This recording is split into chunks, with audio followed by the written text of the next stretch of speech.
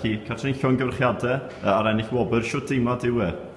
Mae'n deimlad hyfryd iawn, a mae'n surreal, ti'n modd. Fi ddim yn siŵr, fi credu mae sgwenwyr yn aml yn well o flaen y laptop, ti'n modd, ond mae'n os o fel un yn braf iawn, a unrhyw beth mewn ffordd, ti'n gallu bod yn rhan o sy'n hyrwyddo yn diwylliant ni, a gobeithio cael mwy o darllenwyr yn Gymraeg, yn amlwg yn Saesneg hefyd, ond yn Gymraeg hefyd, mae'n ffraint i fod yn rhan o hynny, ac yn ffraint i fod ar yr esyd gyda gymaint o awduron sy'n sgwennu mor wahanol yn dyfe. O'n i'n deall bod y llyfr wedi leoli yng Nghaerfyrddin, a yn y llyfr mae rhyw chwildro a cartels yn y dref. A'r Caerfyrddin go iawn nath eich sbardino chi felly?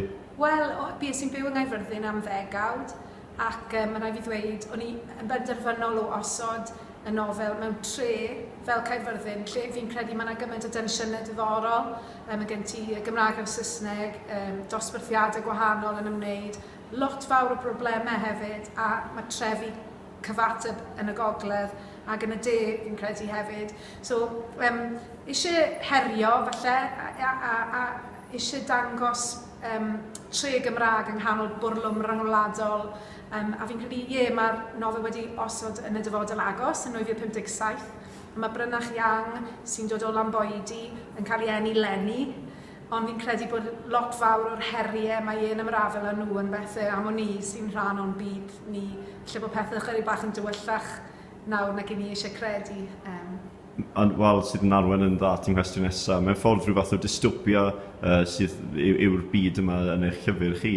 Ydych chi'n gweld dystopia mae'n dod yn reality? Wel, i wedi gwir, rhyw 8 mlynedd wedi cymryd i weithio ar y nofel yn gyfan, ac yn ystod y cyfnod oedd y byd yn mynd yn fwy bonkers. Oedd e'n mynd yn anos i drial creu, i wedi gwir, ac oedd e'n her fawr yn ystod y cyfnod na i feddwl sut o ti'n mynd i greu.